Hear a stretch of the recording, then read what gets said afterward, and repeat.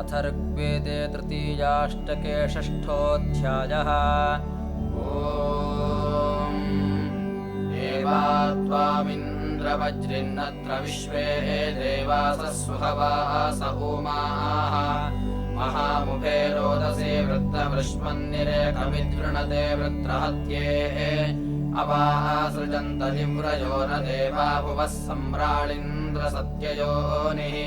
अहन्नहिं परिषयाः न वर्णः प्रवर्तनीररतो विश्वधेनाः अतृप्नुवन्तं वियतमबुद्ध्यमानं सुषुपाणमिन्द्र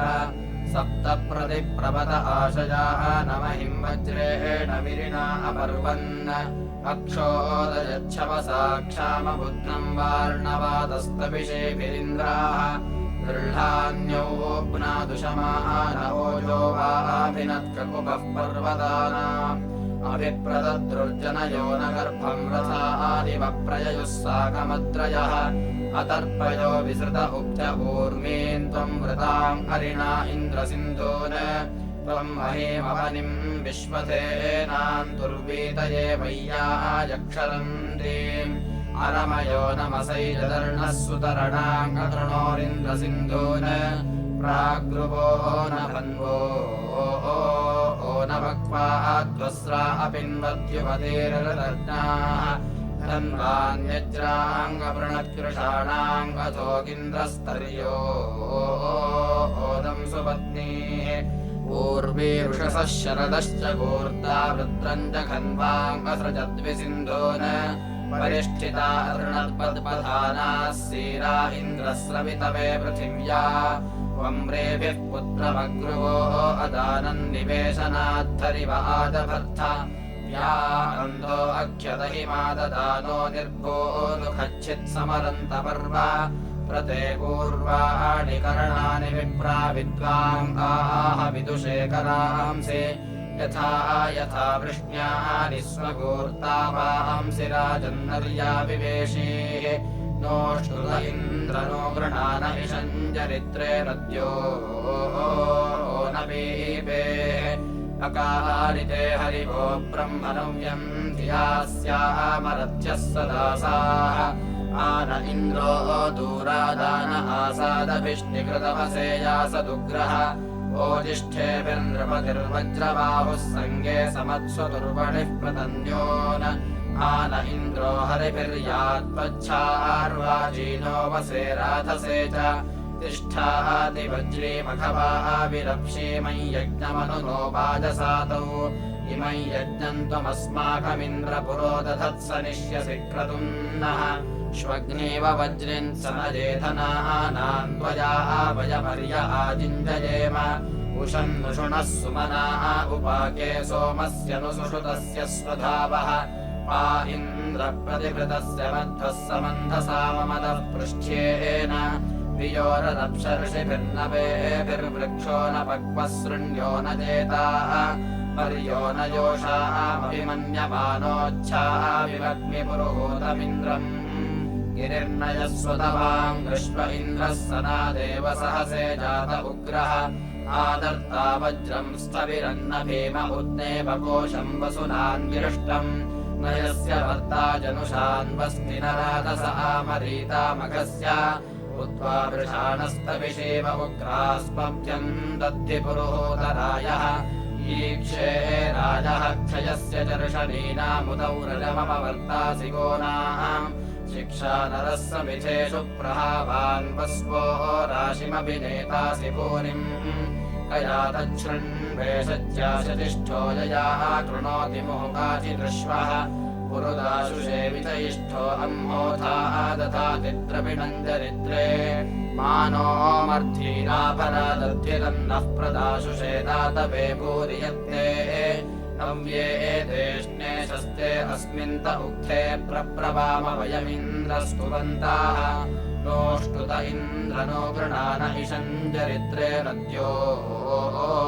ओरमीपे अकारिते हरिवो ब्रह्मणव्यं धियास्यामरथ्यः सदासाः आयात्विन्द्रो वस उपन इह स्तुतः सतमानस्तु शूराः वावृधानस्तविशीर्यस्य पूर्वीर्द्यौर्नक्षत्रमभिभूति पुष्यात् तस्येति हस्तपथवृष्ण्यानि तु विद्युम्नस्य तु विराधसो नृन् यस्य क्रतुर्विदध्यो न सम्राट् साह्वान्द्रुद्रो अभ्यस्ति कृष्टेः आयात्विन्द्रो दिव पृथिव्यामक्षो समुद्रादुत वा पुरेशात् स्वर्णरादवसेनो मरुत्वान् परावतो वासदनादृतस्य स्थूलस्य राजो बृहतो य ईशेतमुष्टवामविदथेष्विन्द्रम् यो वायुना जयति गोमतीषु प्रधृष्टुजानयति वस्यो अच्छा उपयो नमो नमसि स्तभायम् नियर्ति वाचम् जनयन्यदध्यै रञ्जसानः पुरुवार उक्थैरेन्द्रम् गृह्णेत सदनेषु होताः दिशायति दिशण्यन्तः सरण्यान् सदन्तो अद्रिमौषिधस्य गोहेः आदुरोषाः पास्त्यस्य होतायो नो महान् संवरणेषु वह्नेः सत्रायदीम्बार्वलस्य वृष्णस्य शक्तिषुष्मस्तु वते भराय गुहायदीमौषिधस्य गोहे प्रयद्धिजे प्रायसे मदाय वियद्वरांसि पर्वतस्य वृण्वे पयोभिर्जिन्वे अपाञ्जवांसि विदद्गौरस्य कवयस्य गोहे यतीवायाय सुध्यो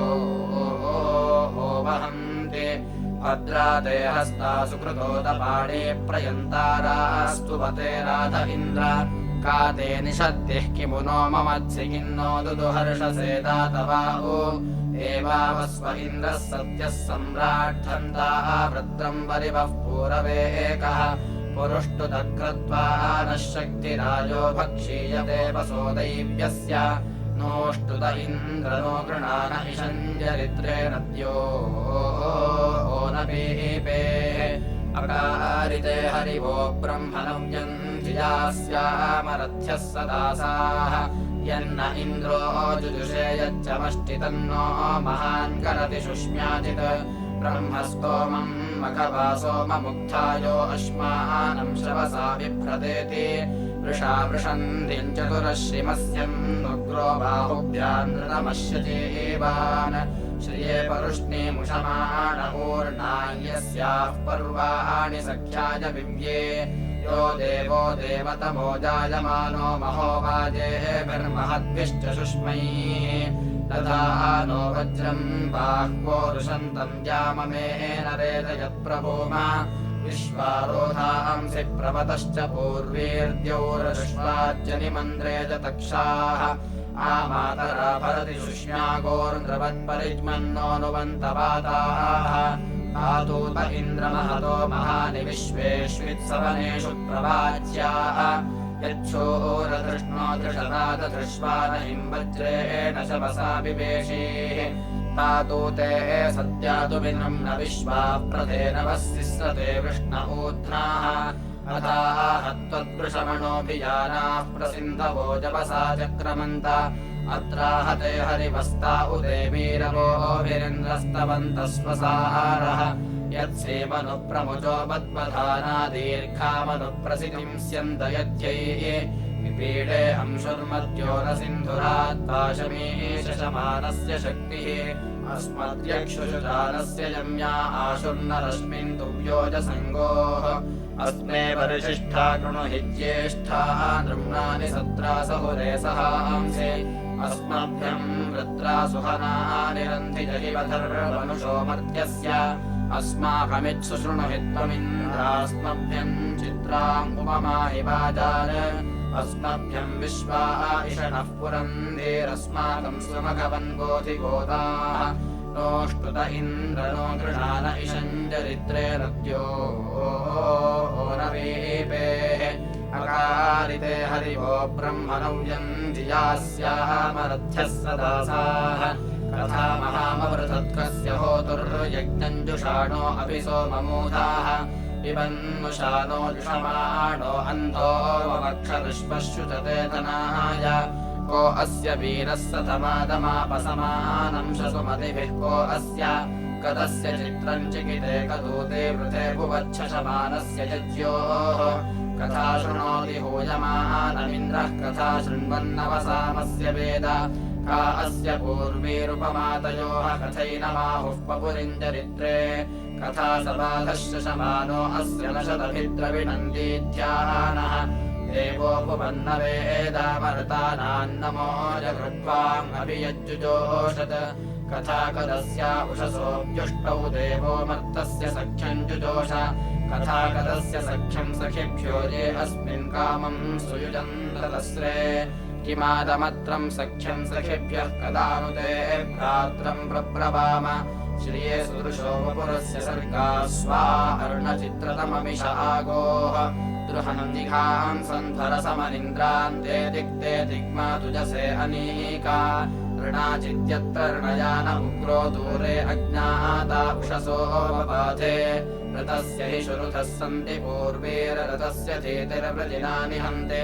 ऋतस्य श्लोकोपधिराततर्तकन्नाः बुधारः शुचमान आयोः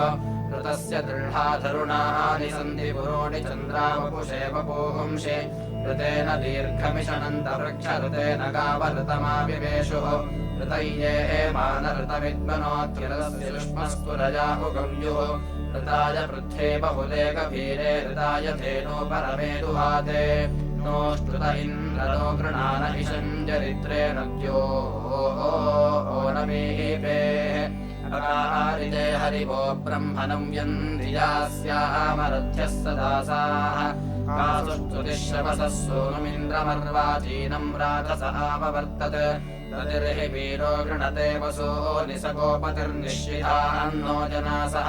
सवृत्रहत्येहं यः स एड्यः स सुष्टुत इन्द्रः सत्यराधाः स यामन्नामखवामर्त्याय ब्रह्मण्यते सुष्मये परिबोधात् तमिन्नरो विह्वयन्ते समीकेरिरिक्वांसस्तन्वः कृण्वतस्राम् मिथो यत्यागमुपयासो अग्मन्नरस्तोकस्य सनजस्य सातौ क्रतो यन्दिक्षितयो योग उग्राशुषाणासो मिथो अर्णसातौ स यद्विशोपवृत्रन्तयुद्धा आदिन्नेम इन्द्रयन्ते अभीके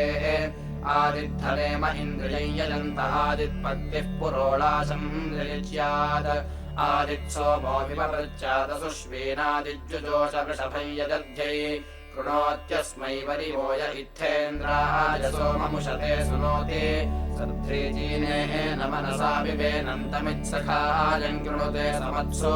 य इन्द्राय सुनवत्सोममद्यपजात्भक्तिरुतभृज्जातिधानाः प्रतिमरायो रुचधानि हर्यन्तस्मिन् दधद्वृषणम् शुष्ममिन्द्राः यदा समर्यम् यचेदृघावा दीर्घम् यदादिमभ्यक्षदर्यः अचिक्रतद्वृषणम् पत्न्यच्छादुरोणः निशितम् सोमसुद्भिः भूयसा वस्नमचरत्कनीयो विक्रीतो अकानिशम् पुनर्यन् स भूयसा कनीयो नारिरेचेद्येना दक्षा विदुहन्ति प्रवाणम् क इमम् दशभिर्ममेन्द्रम् क्रीणाति धेनुभिः यदा वृत्राणि जङ्घन तथैनम् मे पुनर्ददत् नोऽष्टुत इन्द्रनो गृणान इषञ्जरित्रे नद्यो ओनवीपेः अकारिते हरिवो ब्रह्मणम् यन्धियास्यामरथ्यः सदासाः ओ अत्यनर्यो देवकामपुषन्निन्द्रस्य सख्यम् जुजोष को वा महेवसे भार्याय समिद्धे अग्नौ सुतसो महीट्ये को नामवचसा सोम्यायमनायुर्वा भवति वस्त उस्राः क इन्द्रस्य युज्यङ्कः सखित्वम् को भ्रातृम् वष्टिकवये कूति को देवानामवो अद्यावृणीते क आदित्यामदितिम् ज्योतिरीड्ये कस्याश्विनाविन्द्रो अग्निः सुतस्यांशोः पिबन्ति मनसा विवेनम् तस्मा अग्निर्भारतः शर्मयम् सद्योपश्यात् सूर्यमुज्जलन्तम् य इन्द्राय सुनवावेत्याह नरे नर्याय ऋतमाय नृणाम् न तञ्जिनन्ति बहवो न दभ्रा उर्वस्मादिनिःशर्मयम् सत् प्रियः सुकृत्प्रिय इन्द्रे मनायुः प्रियः सुप्रावेः प्रियो अस्य सोमे सुप्राव्यः प्राशुषाणेश वीरः सुष्वेः पक्तिम् कृणुते केवलेन्द्राः नासुष्वेराभिर्न सखा न जाविर्दुष्प्राव्यो वहन्ते दवाचः न देवताः पडिना सख्यमिन्द्रो सुन्वदासु सभाः सङ्गृणीते आस्य वेदः खिदति हन्ति नग्नम् विसुष्पजे पक्तजे केवलोऽभूत् इन्द्रम् परे परे मध्यमा स इन्द्रय्यान्तोपसिता स इन्द्रम् क्षियन्त उत युध्यमाना इन्द्रम् नरो वाजयन्तो हवन्ते अहम् मनुरभवम् सूर्यश्चाहम् कक्षीवाम् ऋषिरस्मि विप्राः अहम् कुत्समार्जुनेयन्द्रञ्जे अहम् कविरुशना पश्यताम अहम् भूमिमददामार्यायाहम् वृष्टिम् दाशुषे मर्त्याय अहमपोहनयम् वावशाना मम देवासो अनुकेतमायन् अहम् पुरो मन्दसानो व्यैरन्नवसाकन्नपतेः शम्बरस्य शततमम् वेश्यम् सर्वदा तादिवो दासमतिचिग्वम् यदावम् प्रसुषविभ्यो मरुतो विरस्तु प्रश्येन श्येनेभ्यः शुभद्वाः अचक्रयायत्स्वतया सुपर्णो हव्यम् परन्मनवे देवजुष्टम् हरद्यदि विरतो वे विजानः पथोरुणामनो जवा असर्जि तूयैययौ मधुना सोम्येनो दश्रवो विविदेश्येनो अत्र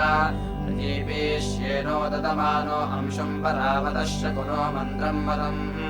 सोमम् भरद्दार्हाणो देवावाहन्दिवो अपुष्पादुत्तरादादाय आदाय श्येनो अपरत्सोमम् सहस्रम् सवाङ्गयुतम् च साकम्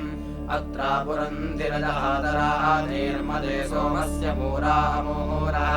गर्भेऽनुसन्नन्वेषामवेदमहम् देवानाञ्जलिमानि विश्वाः शतम् मापुरायसेररक्षन्नश्येनो जवसा निरदीयम् नखासमामपजोषम् जभारा भीमाः सत्पक्षसा वीर्येण येर्मा पुरन्धिरजहादरादेरुतवादाङ्गरच्छोषुवानः अपयच्छ्येनो अस्मनेतसद्योर्वियत्ति निवात ऊहः पुरन्धिम् सृजत्यतस्मावः क्षिपत्याम् वृषालुरस्ता मनसा पुरण्यन् पृथिव्य एमिन्द्रावतो न भुज्युम् श्येनो जभारबृहतो अधिष्णोः अन्तः पतत्पतत्र्यस्य पर्णमथयामनिप्रसितस्य तद्वेः अथ श्वेतम् कलशम् गोभिरक्तमाविव्यानम् मघवाः शुक्रमन्धाः अध्वर्युभिः प्रयतम् बद्धो अग्रमिन्द्रो मदाय प्रतितद्विपद्यै शूरो मदाय प्रतितद्विपद्यै तायुजातपतत्सोमसख्य इन्द्रो अपो मनवे सस्रुतस्कः अहन्महि परिणात् सप्तसिन्धो न पावृणोदपि हिते वखानि वायुजानिखिलत्सूर्यस्येन्द्रश्चक्रम् सहसा सद्य इन्दो अधिष्णुना बृहदा वर्तमानम् महोद्रुहो अपविश्वायुधायै अहन्निन्द्रो अदहदग्निरिन्दो पुरातस्योन्मध्यन्दिनादधीके दुर्गे दुरोणे क्रत्वारजाताम् पुरो सहस्राशर्वाणि बर्हिः विश्वस्मात्सेमथमाङ्गिन्द्रदस्योन्विशोदासेरकृणोरप्रशस्ताः अपाथेथाममृणतम् निशत्रो न विन्देथामपतिम् वधत्रैः एवा सत्यम् मघवाना युवन्तदिन्द्रश्च सोमोर्वमश्व्यङ्गोः आदर्दृतमपीतान्यश्नारिरिचथुहोक्षाश्चित्तदृदाना आनस्तुत उपवाजेऽभिरोदे इन्द्रयाहि हरिभिर्मन्दसानः तिरश्चिदर्यः सवना पुरोण्याङ्गोषेभिर्गृणानः सत्यराधाः आहिष्मायादिनर्यश्चिकित्वानुभूयमानः सोतृभिरुपयज्ञम् स्वश्वो यो अभेरुर्मन्यमानः सुष्वाणेभिर्मदति संहवीरैः श्रावयेदस्य कर्णाः वाजयध्ये जुष्टामनुप्रदिशम् मन्दयध्ये उद्वा वृषाणो राधसेतु विश्वाङ्करन्न इन्द्रः सुतीर्थाभयम् च अच्छायो गन्तानाथमानभूते इत्था विब्रह्मवमानम् गृणन्तम् उपपद्मनि दधानो दुर्या आशोन्सहस्राणि शतानि वज्रबाहुः सोमघवन्निन्द्रविप्राः वयन्ते स्यामसूरयो गृणन्ताः भेजानासो बृहद्दिवस्य राजः काय्यस्य दावने पुरुक्षोः न किरिन्द्रत्वदुत्तरो नज्यायाहङ्गस्ति वृत्रहन् न किरेवा यथा त्वम् सत्राते अनुपृष्टयो विश्वाः चक्रेव वावृतुः सत्रा महाङ्गसि श्रुतः विश्वे जनेदनात्वा देवास इन्द्रयुजुदुः यदः नक्तमातिरः यत्रोदवादितेभ्यश्चक्रम् कुत्साय युध्यते उषाय इन्द्रसूर्यम् यत्र देवान् मृगायतो विश्वाङ्गयुध्यवेकैत् त्वमिन्द्रमनुग्रहन् यत्रोतमर्त्यायतमरिणा इन्द्रसूर्यम् प्रावश्यतीभिरेतसम् इमादुतासि वृत्रहन्मखमन्मन्युमत्तमः अत्राहदानुमादिरः एतद्घेतुतवीर्या अमिन्द्रजगर्थवंस्यम् श्रियं यद्दुर्हणायुवं वधेर्दुहितरम् दिवः दिवश्चिद्घातुहितरम् महान्महीयमानाम् उषासमिन्द्रसम्पिणग् अपोषा अनसस्सरत्सम्पिष्टादः विभ्युषेः नियत्सें शिष्णथदृशाः एतदस्या अनश्चयेषु सम्पिष्टम् विपाश्या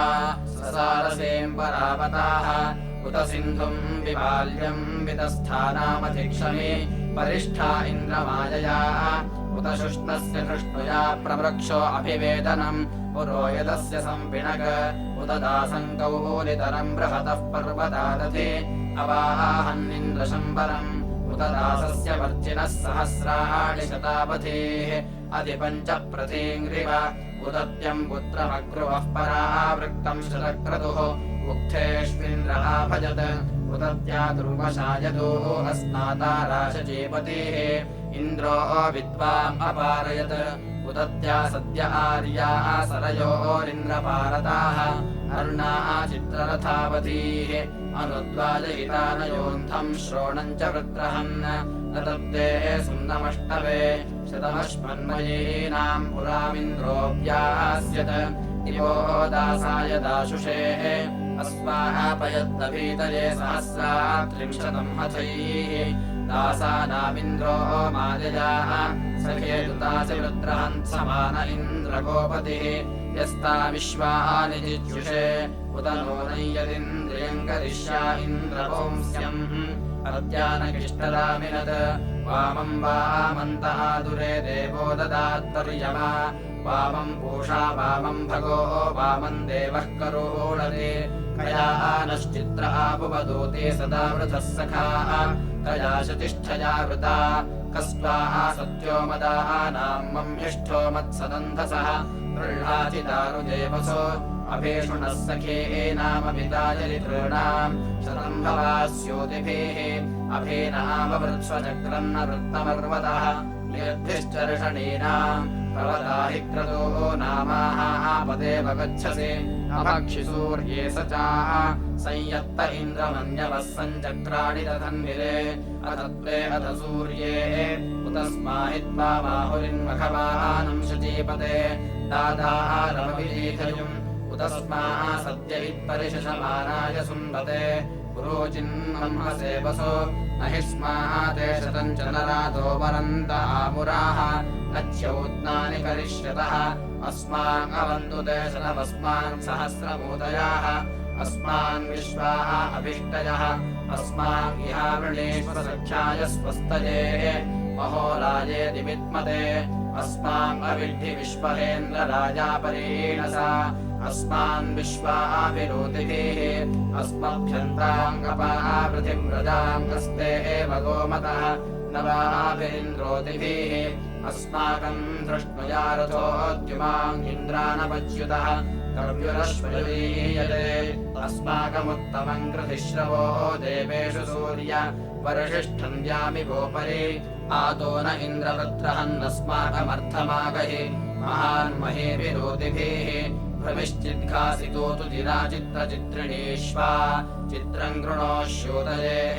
दभ्रेभिश्चिच्छशीयाम् संहंसि पुरादन्तमोजसा सखिभिर्ये त्वे सजाः वयमिन्द्रत्वे सजाः वयम् त्वाभिनो नुमः अस्माङ्गिदुदव सरश्चित्राभिरद्रिवो नवद्याभिरूतिभिः अनादृष्टाभिरागहि भूयामोषुत्पावतः सखाय इन्द्रगोमतः युजोबाजाय कृष्वये त्वम् ह्येक ईशिष इन्द्रवाजस्य गोमतः स नो यन्ति महीमिषम् तत्ताः वरन्ते अन्यथा यद्यत्ससि स्तुतो मघम् स्तोतृभ्य इन्द्रगिर्वणः अभित्वा गोतमा गिरानोषदप्रदावने इन्द्रवाजाय कृष्वये प्रते वोचामवीर्या आयामन्दसा न आरुजः पुरोदासीरभीत्या हाते गृह्णन्ति वेधसो यानि च कर्थवंस्याः सुतेष्मिन्द्रगिर्वणः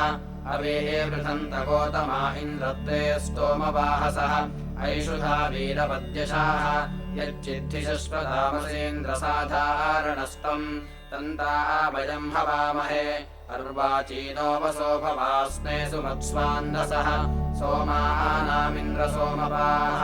अस्माकम् दामतीनामा स्तोम इन्द्र यच्छतु अर्वागावर्तया हरिः रोळाशञ्जनोघसो जोषयासे गिरश्चनः मधूयुरिवजोषणा सहस्रम् व्यतीनाम् युक्तानामिन्द्रमीमहे शतम् सोमस्य कार्याः सहस्राते शता वयङ्गवाच्याः वयामसि अस्मत्राराधयेतु ते दशते कलशानाम् हिरण्यानामधीमहि भूरिदा असि वृत्रहन् भूरिदा भूरिदेहि नो मादभ्रम् भूर्याभर भूरिहेदिन्द्रदित्ससि भूरिदा ह्यसि श्रुतः पुरुत्राशूरवृत्रहन् आनो भजस्वराधसि प्रते बभ्रो विदक्षिणशंसामि घोषणो न पात् माभ्याङ्गा अनुशिश्रतः